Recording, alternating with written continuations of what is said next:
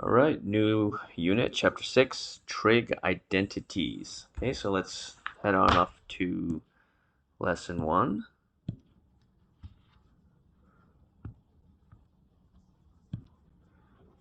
Okay, so here we go.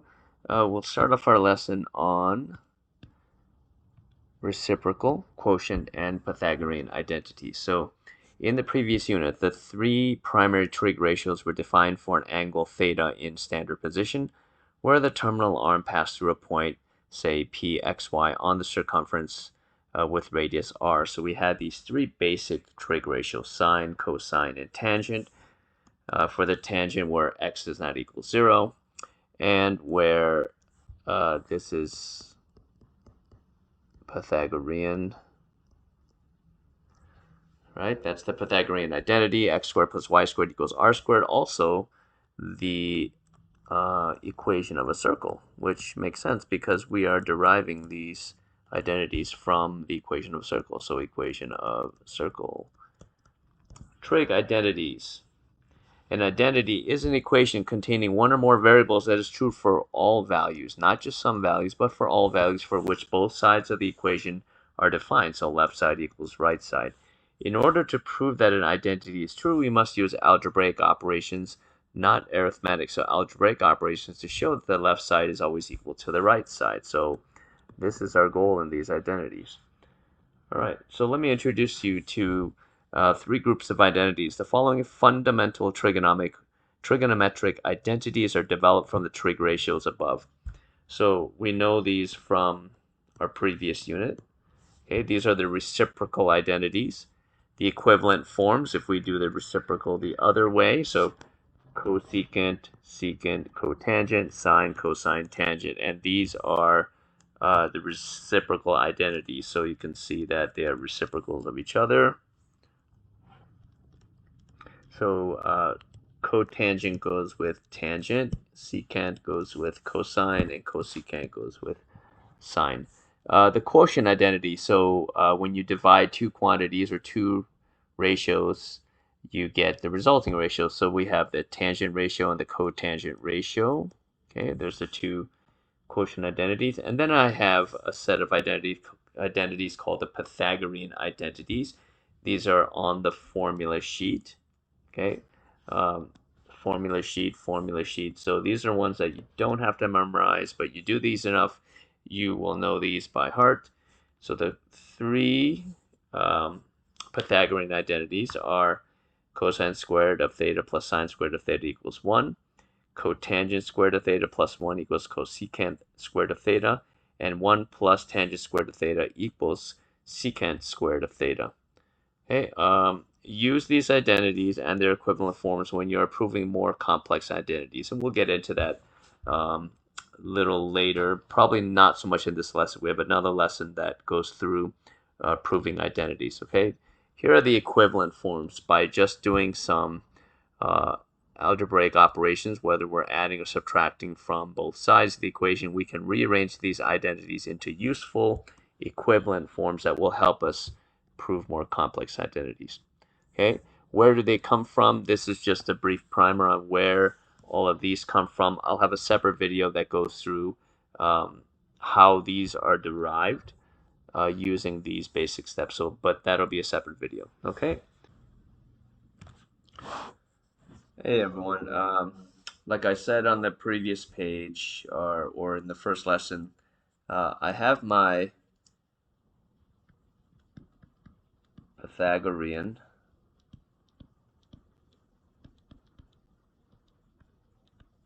identities. Let me prove each of them, or not prove, let me derive them. Where do they come from? Okay, so in case you're ever stuck, you're like, oh, I can't remember that. They're also on your formula sheet, but still, it's always nice to know where they come from. Let's recall this. Well, let's start from the basic. You remember this, a squared plus b squared equals c squared. That's the Pythagorean theorem. Well, we use a version of that for a unit circle. And this is the equation of a circle, right? Specifically a unit circle, x squared plus y squared equals 1 squared. This is also thinking of it as radius squared, but we say 1 squared, or just 1. Okay, and then we can also make this substitution where x is equal to cosine of theta, and y is equal to sine of theta. So our very first Pythagorean identity becomes cosine squared of x plus sine squared of x equals 1. And remember, I'll just put this off to the side. Cosine squared of x is equal to this. And we just do that as a different way of notation. Okay? Sine squared of x is equal to sine of x squared. Okay, two Pythagorean. So number one, we get two different versions of this by subtracting sine squared of x from both sides. So I get cosine squared of x equals 1 minus sine squared of x. The other version I get is if I subtract cosine squared of x from both sides. So I have sine squared of x equals 1 minus cosine squared of x. So that's our first Pythagorean identity. Number two,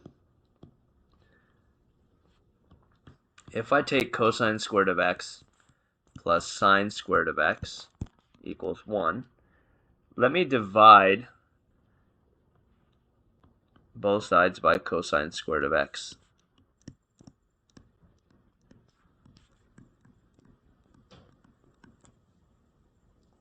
What happens?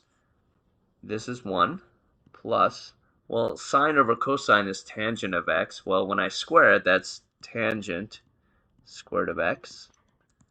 1 over cosine squared of x. Well, let's think about what that is. That's a reciprocal trig identity. So what happens when I take the reciprocal of 1 over cosine squared of x? Well, that is just the secant squared of x. Okay, so here's our first major one. Here's our second one. A lot of times on a formula sheet, why we leave it like this is because it's unchanged from the first form, right? 1 plus tangent squared of x equals secant squared of x, and now you see where it comes from. Well, we've seen other versions of this. If I subtract tangent squared of x from both sides, I have secant squared of x minus tangent squared of x equals 1. That's one version. The other version I've seen is if I subtract secant,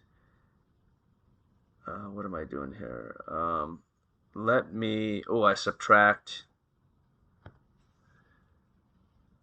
what's another version here?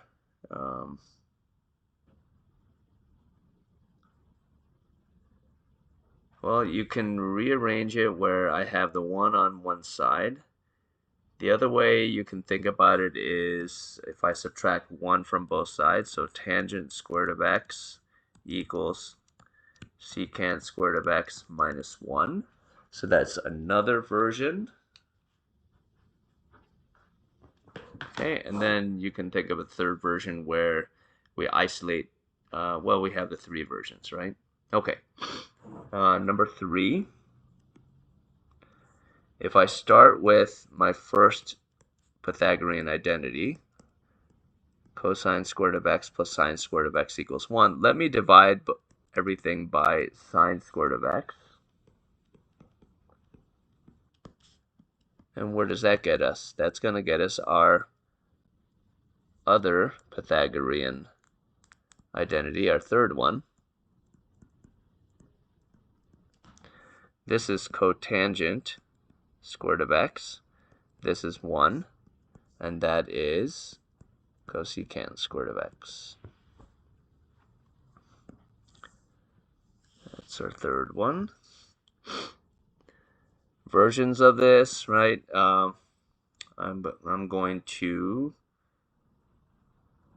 let's see. let me subtract cotangent squared of x from both sides. So I get, well, that looks like a pi. Let me just make that look like an x. Okay, so if I subtract cotangent squared of x from both sides, I get cosecant squared of x minus cotangent squared of x equals 1. Another version, if I subtract 1 from both sides, I have cotangent squared of x equals cosecant squared of x minus 1. So those are my 3 versions of the Pythagorean triplets. Sorry, the 3 versions of Pythagorean identities. Okay, simplifying trig expressions. So you can use trig identities to simplify more complicated trig expressions. When simplifying trigonometric expressions, we will need to use the fundamental identities on the previous page and algebraic strategies. So the identities from the previous page and basic algebraic strategies such as multiply and expand, factor, collect like terms, combine fractions, or multiply by conjugate. So let's take a look at each of these different algebraic strategies. So example 1, for each of the following strategies for simplifying trig expressions, show the algebraic version and the trigonometric version. So algebra, I have a plus b divided by c. Well, I need a common denominator, right? So my common denominator is c. Okay, how do I express a in terms of a fraction with a common denominator of c? Well, it's just ac. And then for b, unchanged, it's bc. So when I combine those two, I can simplify to ac plus b divided by c. For trigonometry, well, I need a common denominator of cosine of theta. So cosine of theta. The second expression, well, that's just sine of theta. Okay. The first one, how do I represent sine of theta as a fraction with a denominator of cosine of theta? Well, that one is sine of theta, cosine of theta. Does that work? Well, it does, because if I divide out the cosine of thetas, I'm back to having just sine of theta. Okay, so now that we have that, let's combine the two. Let's combine the two, cosine of theta. And the numerator is sine of theta, cosine of theta.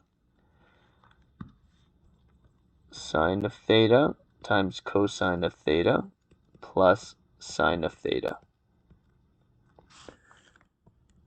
Okay, next strategy, factoring.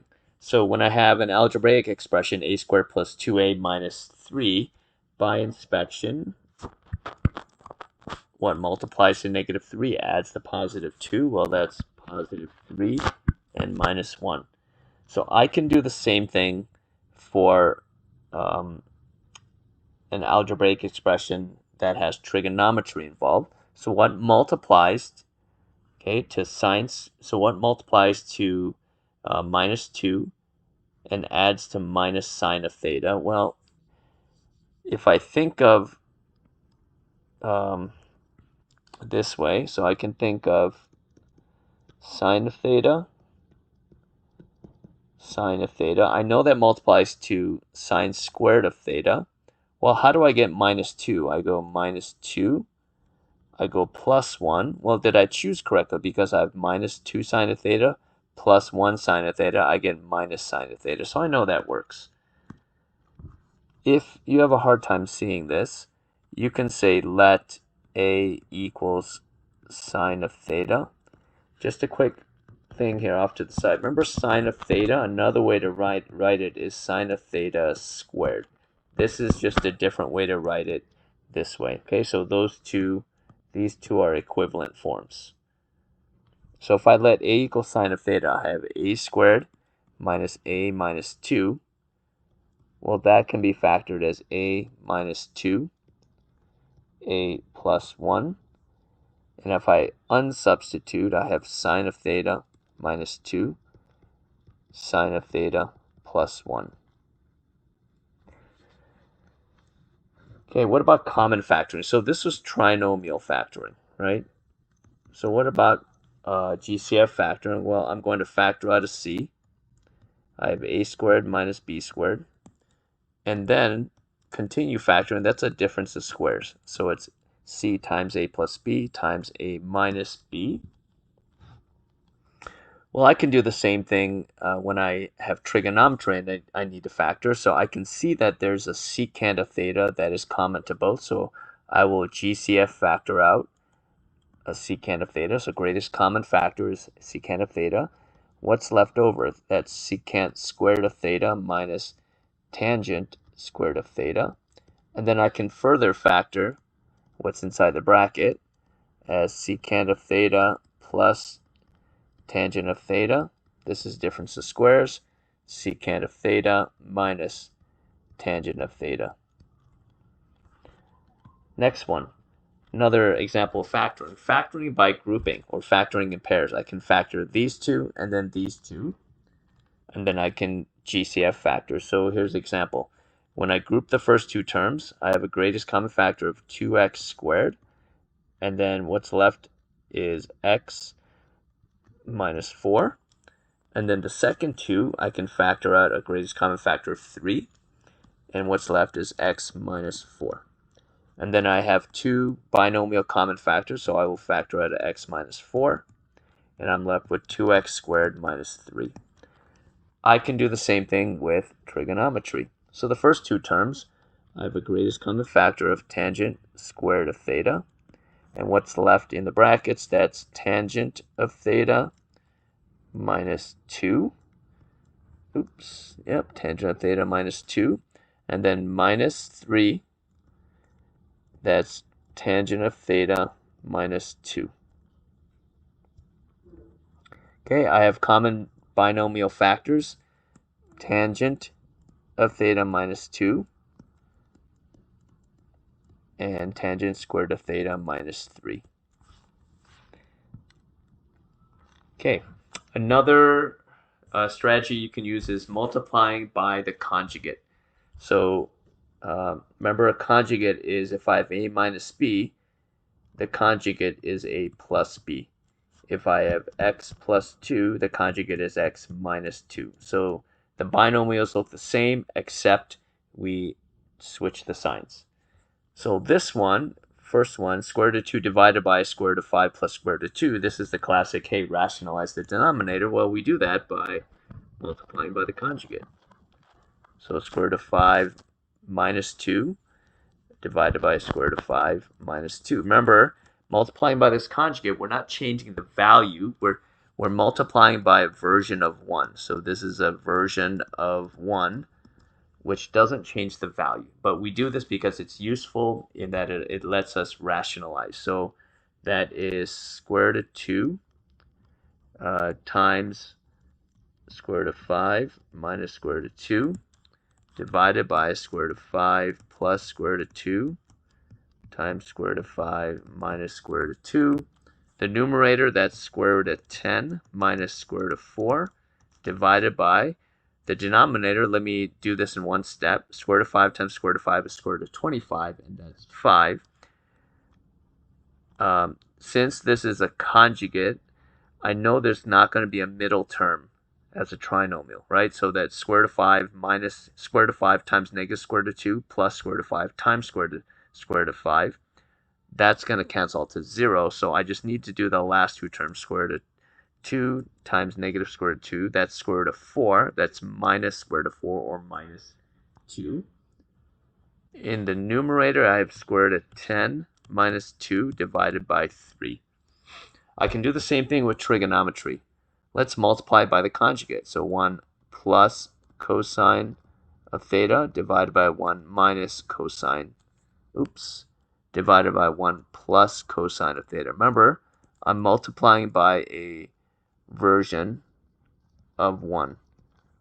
Doesn't change the value. It helps us rearrange our trigonometric expression so we can simplify. So the numerator becomes 1 plus cosine of theta divided by the denominator is 1 times 1 is 1. There's no middle term because positive cosine of theta minus cosine of theta, that's 0, and then minus the last multiplication of the last two terms is cosine squared of theta.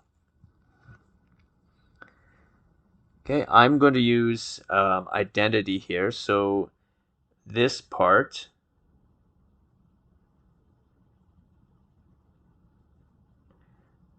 well, I guess we can do it a couple of ways. I'm going to do this here. I'm going to show you a quick identity here.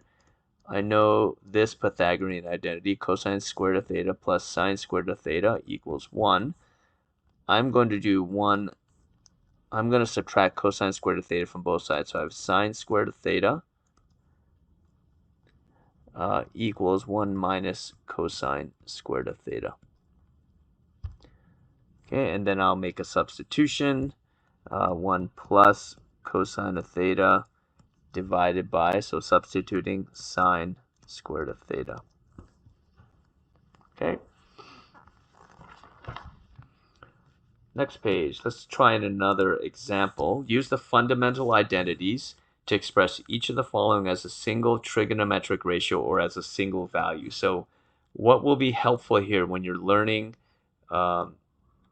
these first couple of basic fundamental identities, when you're doing these identities and simplifying, right, is to have your formula sheet handy or have your notes handy and have them off to the side so you can see what the identities are, right?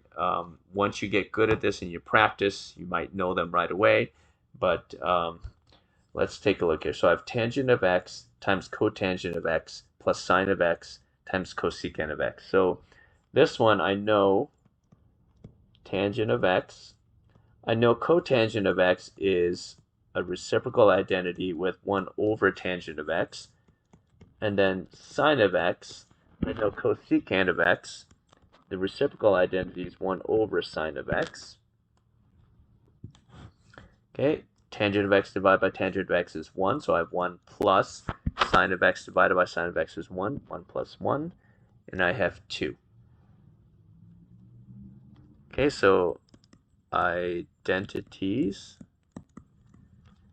used is cotangent of x equals 1 over tangent of x, and sine of, cosecant of x equals 1 over sine of x. Okay, letter B, cosine cubed of x plus sine squared of x cosine of x. Well, this one, I see a common factor, so I'm going to factor out a cosine of x, and I get cosine squared of x plus sine squared of x. Okay, right away I can see that this is an identity where that equals 1. So cosine of x. So cosine squared of x plus sine squared of x, that is a Pythagorean identity, which is equal to 1. And I'm left with cosine of x. So what's my identities used? That is my Pythagorean identity of cosine squared of x plus sine squared of x equals 1. Letter C, 1 over 1 plus cosine of theta plus 1 over 1 minus cosine of theta. Okay, let's see. I see two fractions here. I'm going to create, I think we can create a lowest common denominator of 1 plus cosine of theta minus, so 1 plus cosine of theta times 1 minus cosine of theta. Okay, so let's form our new fraction. First, let's do this in two separate steps here. 1 plus cosine of theta times 1 minus cosine of theta. That's our first rational expression, plus 1 plus cosine of theta times 1 minus cosine of theta. Okay? So the first rational expression, 1 minus cosine of theta, because if I just back up here, if I go this divided by this, I'm left with 1 over 1 plus cosine of theta, which is my original thing here. Okay, so I'm going to go back. So that's the first part.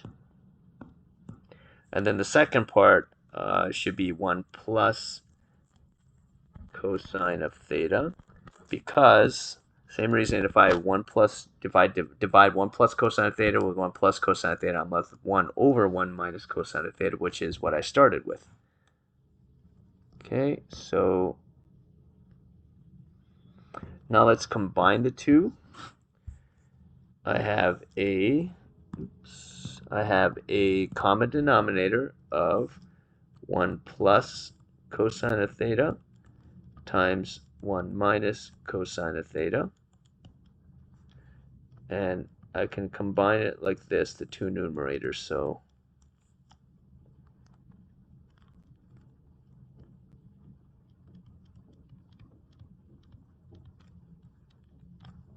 okay.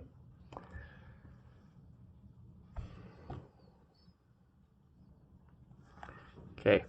The next part, a couple more things I have to do. Let's clean up or simplify the numerator. That's 1 plus 1 is 2. Negative cosine of theta, positive cosine of theta is 0. So I have 2.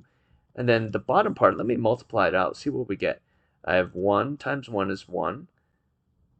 And then I have a conjugate case in the denominator. So I know I won't have a middle term, and I'll just have minus cosine squared of x.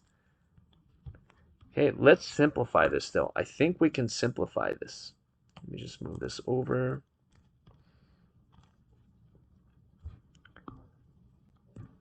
Not quite done yet. So I know that 1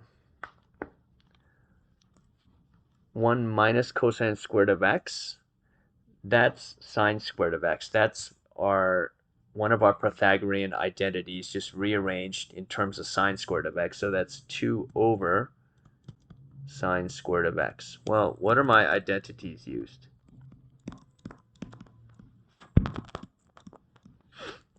I have cosine squared of x plus sine squared of x equals 1. In terms of sine squared of x, that equals 1 minus cosine squared of x. And then that's what I substituted there. Okay, so I have 2 over the sine squared of x, or, should be theta, folks. Sorry about that. So that's theta. Theta and theta. All right. That's letter C. Let's do letter D. Secant squared of A minus tangent squared of A minus cosecant squared of A divided by cosine squared of A. So this one I can see. So if you just look down your list, the secant squared of A minus tangent squared of A. Look through your list here. Secant squared of A minus tangent squared of A. Well, that is equal to 1. So this one right here, that's equal to 1. So I'm going to make that substitution right away. That's 1 minus cosecant squared of A divided by cosine squared of A. And then this one's going to use quite a few identities. So I'm going to start a list here. Identities used. The way we stated our cosecant identity in the beginning was like this. Cotangent squared of theta plus 1 equals cosecant squared of theta.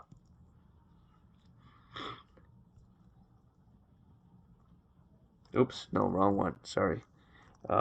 It's 1 plus tangent squared of theta equals secant squared of theta. Okay, so that's 1 equals secant squared of theta minus tangent squared of theta, and that's the substitution I made.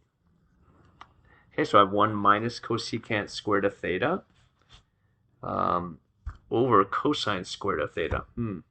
That 1 minus cosecant squared of theta, looks suspiciously familiar, right? So here's the other identity. Cotangent squared of theta plus 1 equals cosecant squared of theta. 1 minus cosecant squared of theta. What if I do this? I'm going to subtract cotangent squared of theta from both sides. So 1 equals cosecant squared of theta minus cotangent squared of theta. Let's subtract cosecant squared of theta from both sides. So 1 minus cosecant squared of theta equals negative cotangent squared of theta. I will make this substitution right here. So that's negative cotangent squared of A divided by cosine squared of A.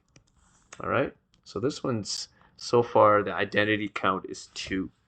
All right, let's keep going. Cosine, let's see, cotangent squared of A divided by cosine squared of A. I'm going to use this identity. So the negative of cosine squared of A divided by sine squared of A.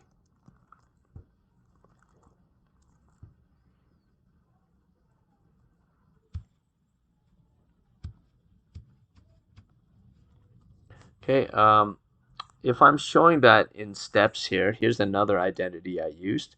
I said the cotangent of A equals 1 over, oops, not that one, is cosine of A divided by sine of A.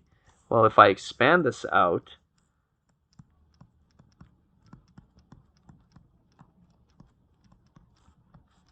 that's what it looks like, folks, right? Okay, and let's plug this into each of these. So that looks like this, negative cosine of A divided by sine of A times cosine of A divided by sine of A. Okay, divided by cosine squared of A.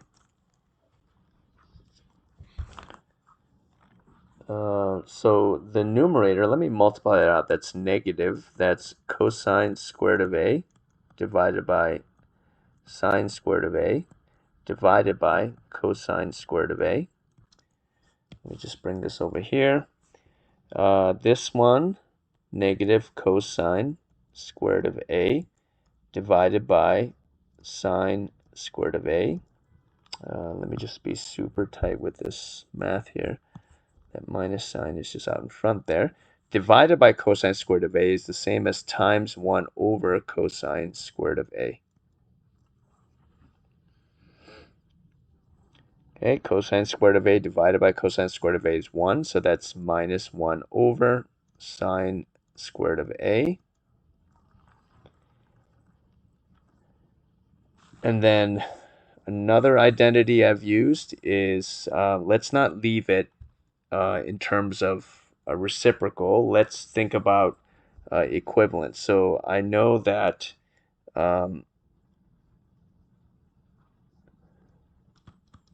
sine of A equals 1 over cosecant of A. So therefore, minus 1 over cosecant of A squared. And then that equals minus, oops, no, sorry. That's minus 1 over cosecant of A squared. And that equals negative cosecant squared of A. And that's the final answer there.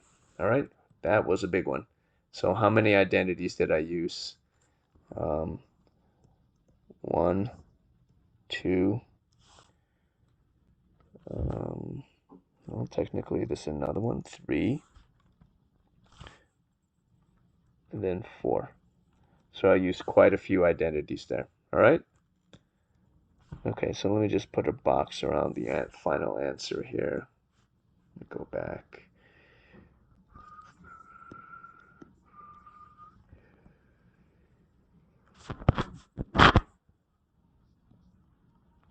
Okay, just separate these a little bit.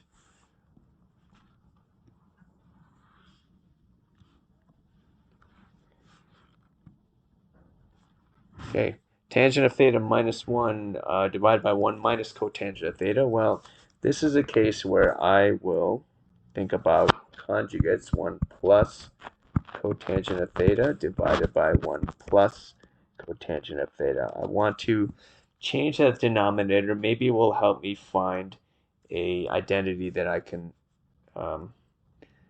multiply by. So tangent of theta minus 1 times 1 plus cotangent of theta divided by 1 minus cotangent squared of theta.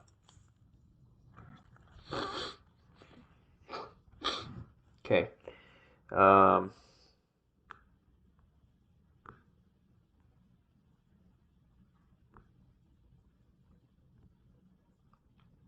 This one, let's see. Let's multiply out the numerator. That's tangent of theta. So let's FOIL it. Tangent of theta plus tangent of theta cotangent of theta minus 1 minus cotangent of theta. Okay, so tangent of theta plus tangent of theta cotangent of theta minus 1 minus cotangent of theta. And then this one,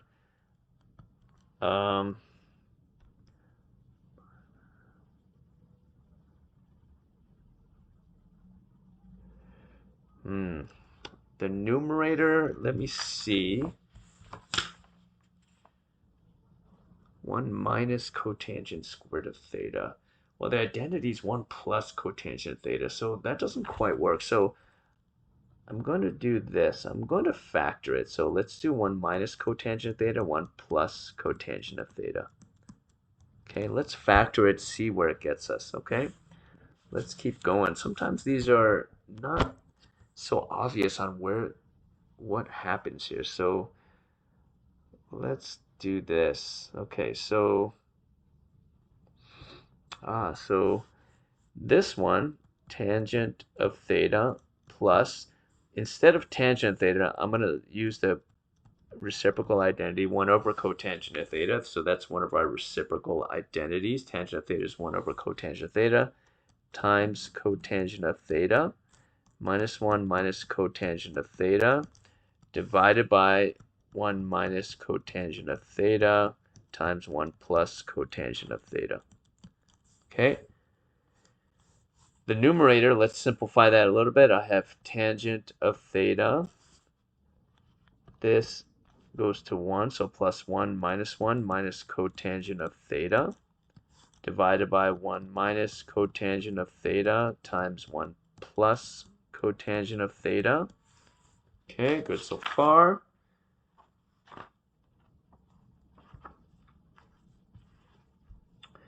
Let's see.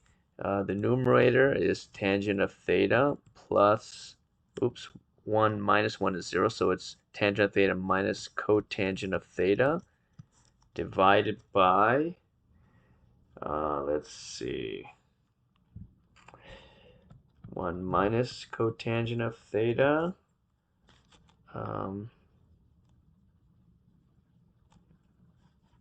times 1 minus cotangent of theta times 1 plus cotangent of theta. And then the numerator, let me do this with the numerator. That's 1 over cotangent of theta minus cotangent of theta divided by 1 minus cotangent of theta times 1 plus cotangent of theta. Let's make a common denominator in the numerator. So that's cotangent of theta. That's 1 minus cotangent squared of theta. That's in the numerator divided by, okay, I'm actually going to multiply the denominator back together. So 1 minus cotangent squared of theta, because I see what's happening here is that numerator, and look, that's going to cancel out. So that's good news. Okay, Let's continue over here.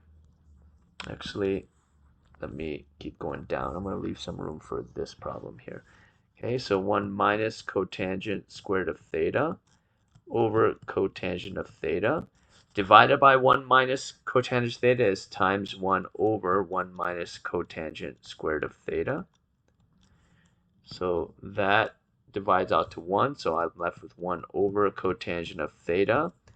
And all of this, well, ends up happening to equal 1 over cotangent theta is just tangent of theta. So all of this just equals tangent of theta. Wow. Okay.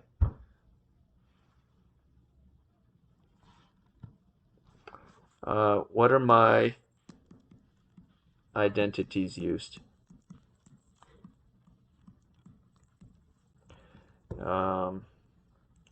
Well, the very first one is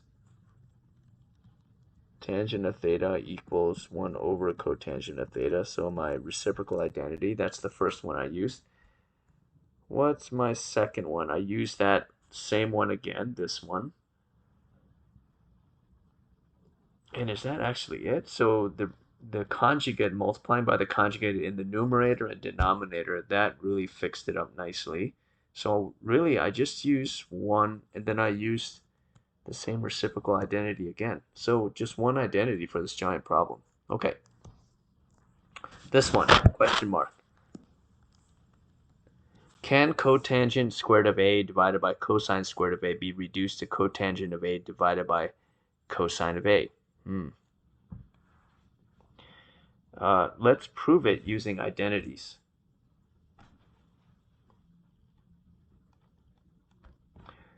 This one's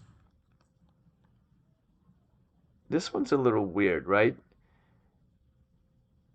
You might think like, well, I have a squared in the numerator, I have a squared in the denominator. Why can't I just make those sort of cancel out and then equal this? Well, it's not an equation, first of all, so you're not doing something equally to both sides, right? And I think of it anytime I have an algebraic expression and I'm like scratching my head like, does this work or does it not work? Well, I do this, right? Let's do a very simple example like 16 divided by 9. So what this is asking, question mark, does it equal, so question mark, does it equal 4/3? Well, of course not. No. 16/9 does not equal 4/3. No. No. Never. Right? So I'm thinking like 4 squared divided by 3 squared. Does that equal 4/3? Well, no, it doesn't. Well, so this should be a no, but let's prove it using identities. Okay, so if I prove this using identities, right, what will I do here? Let me say cotangent squared of a divided by cosine squared of a. Let me plug in cotangent squared of a. Let me substitute that as cosine squared of a divided by sine squared of a, and divide that by cosine squared of a.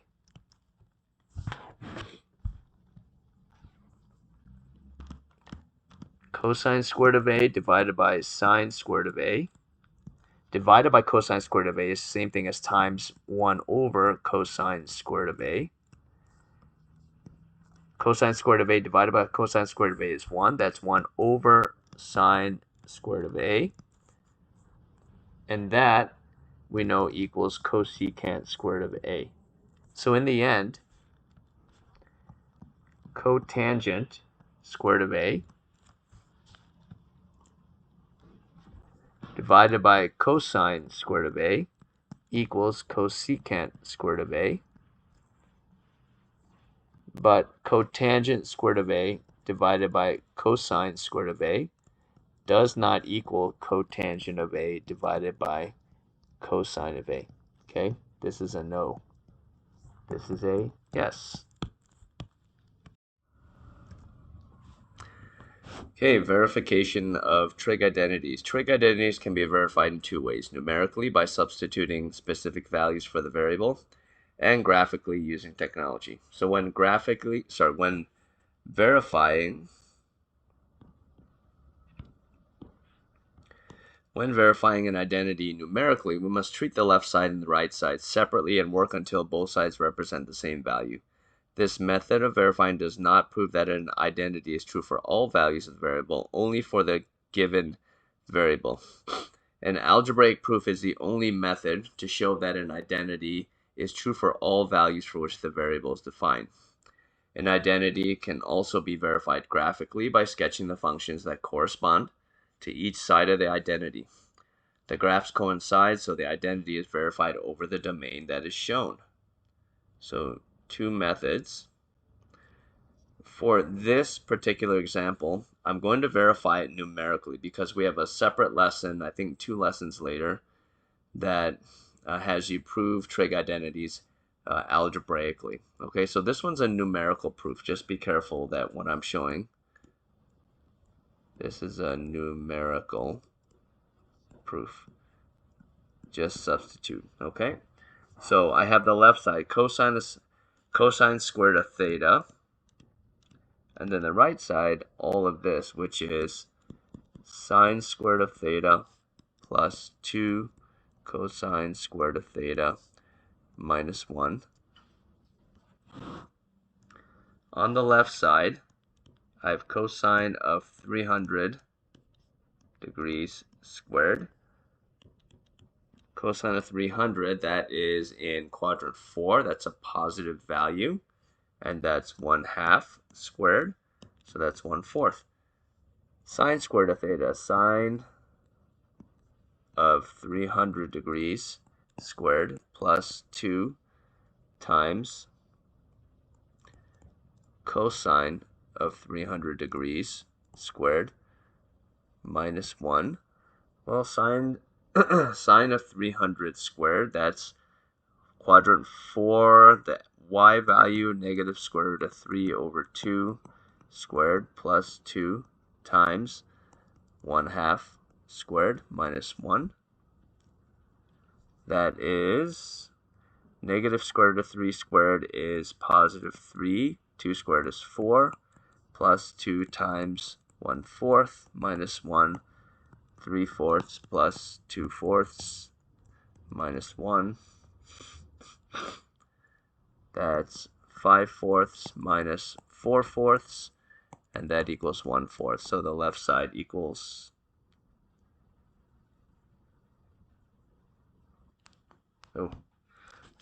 this is 1/4, folks. Sorry about that, 1/4. So 5/4 minus 4/4 equals 1/4. So I have a condition left side equals right side. All right. Let's use technology to graphically decide whether the equation could be an identity over the domain negative 360, and so x is less than or equal to 360 degrees but greater than negative 360 degrees. Before I move on, this is left side equals right side for the condition for theta equals 300 degrees and 300 degrees only. Remember, this is a numerical proof. We did not do an algebraic proof. Use technology to graphically decide whether the equation could be an identity over the domain x is greater than negative 360 but less than or equal to 360. So when I graph this, folks,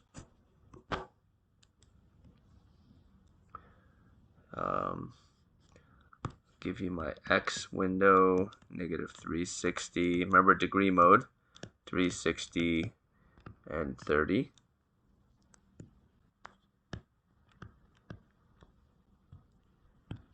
And then y at negative 1, 2, and 1. And when I graph this, looks like this.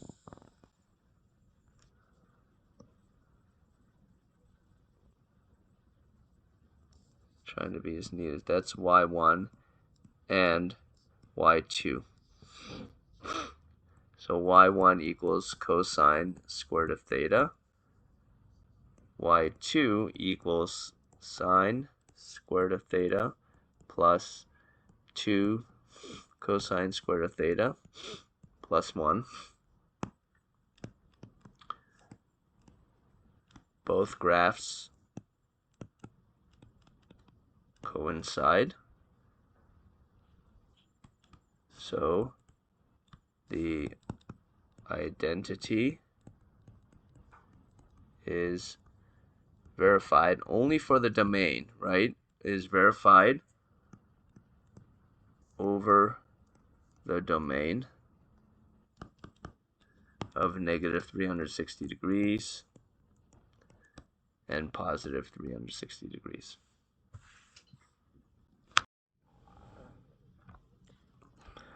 Okay, non-permissible values of trig identities. When proving an identity, we must always be aware of non-permissible values, so they're restrictions on the variables. The non-permissible values of an identity are determined by finding the restrictions throughout the entire proof. If the identity has a denominator at any point in the proof, then any zeros of the denominator will always be non-permissible values. So I'm going to add a quick note to that. Okay. So I'm going to say think quotient and reciprocal identities, because those are the ones that tend to have that will have denominators, so we'll check those. Always state restrictions for trig functions in the identity as a general solution in terms of the variable. All tangent, cotangent, secant, and cosecant functions have non-permissible values. Okay, I'm also going to state one more. Check your numerators for undefined values. And we'll have a couple of examples down below what that is, okay?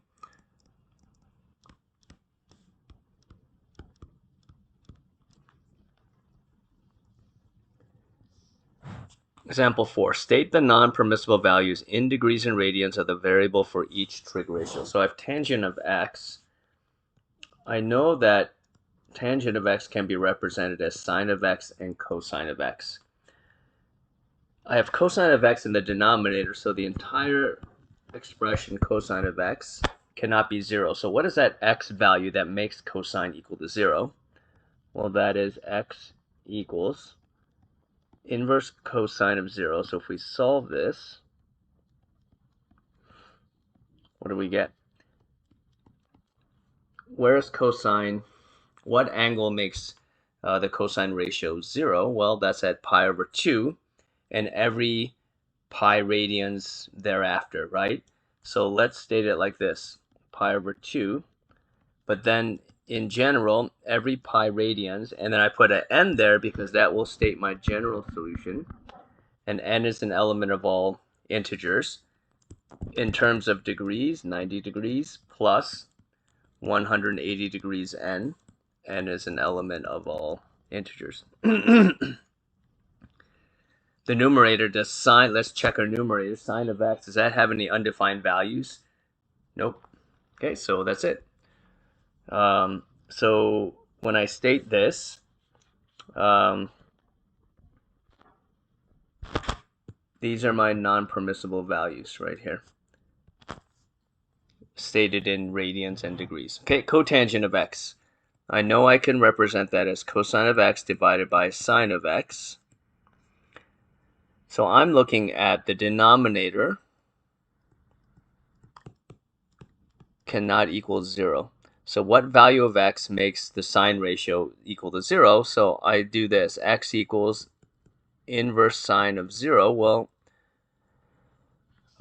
what values do I have for that? So we know at pi radians, sine is 0. So that's a non-permissible value, but every pi radians thereafter And I can state a general solution this way. N is an element of all integers, so n cannot equal pi n, or in degrees, n cannot equal 180 degrees times n, where n is an element of all integers, and that would be my non-permissible values. How about secant of x? We know that is 1 over cosine of x, a reciprocal identity, where cosine of x equals 0, where the cosine ratio equals 0, that's where we can find our non-permissible value. So x equals, let's solve for x, inverse cosine of 0. Well, we know that from above here, x is equal to pi over 2 plus pi n. N is an element of all integers. Well, that's a non-permissible value, so I'm going to say x does not equal, x cannot equal, is not allowed to equal pi over 2. Or in degrees, x does not equal 90 degrees plus 180 degrees times n. N is an element of all integers. These are my non-permissible values. How about cosecant of x? We know that's 1 over sine of x. So where does sine of x, at what angle does the sine ratio equal 0? Well, it's like this case above here. X equals inverse sine. Let's solve for x. And I get a non-permissible value of pi. Well, let's state the general solution. So pi n, where n is an element of integers. And in degrees, 180 degrees n. N is an element of integers. I will say non-permissible values, x does not equal pi n, x does not equal 180 degrees n, and these are my non-permissible values.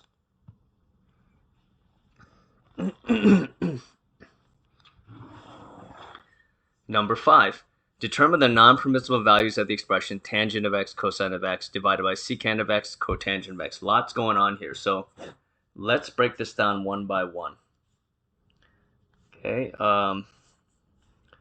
let me rewrite it this way. Tangent of x cosine of x divided by secant of x cotangent of x. So I'm going to call this a. So a tangent of x. Well, we have to check numerators, right? Where's tangent of x undefined? Or we can think of it this way, just like this one right here. That equals sine of x over cosine of x, and cosine of x equals 0. Where does it equal 0? That's where it's undefined. X equals inverse cosine of 0. So my non-permissible value, x cannot equal pi over 2 plus pi n. N is an element of all integers. Okay, so for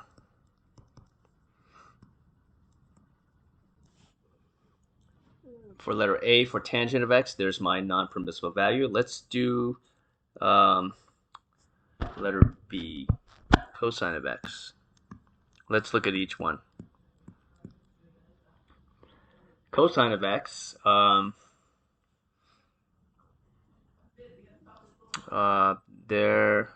if you think about the graph, there are no non-permissible values. Okay? What value of x is not allowed in cosine of x? None. Okay? So letter C. Let's try secant of x. Well, I know that secant of x is 1 over cosine of x.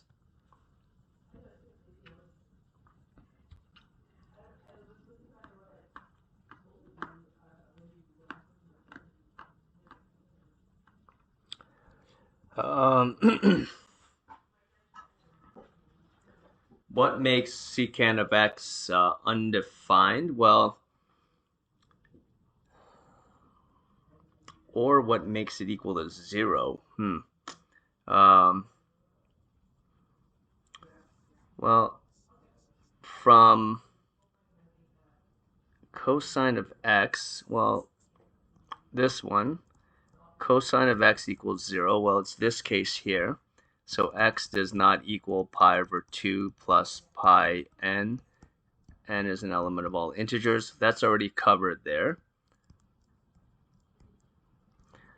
The other way I can think about it is that where is the secant of x equal to 0?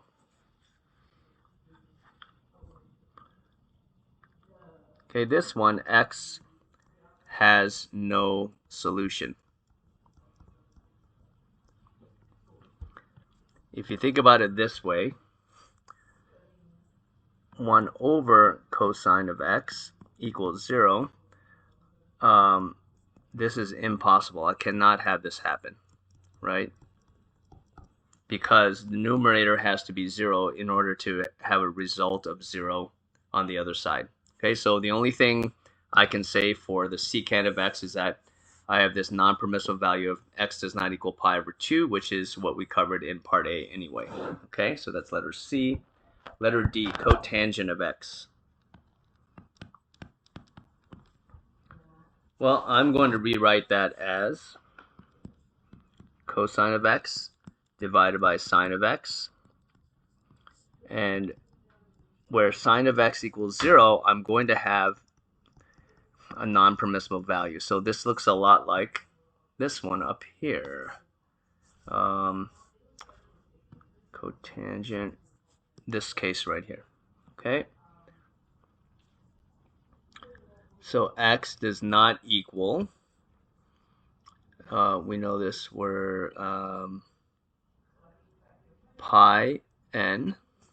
So the same solution right here, pi n plus, just pi n, where n is an element of all integers. And that is my NPV, non-permissible value for this one. So let's take stock of all our NPV. So all non-permissible values. The first one I have is right here. This one's the same. And I have a last one right here. So there's actually just two of them. So x does not equal pi over 2 plus pi n. N is an element of all integers. So remember, these are sinusoidal repeating functions, periodic functions. So you must state it in the general form. Unless I give you some boundaries for a domain, then you will state the non-permissible values for that domain. Okay, but I don't have a domain stated here, so I'm going to have to state it for all real numbers. And the last one is pi n. N is an element of all integers. Okay. Okay, there we go.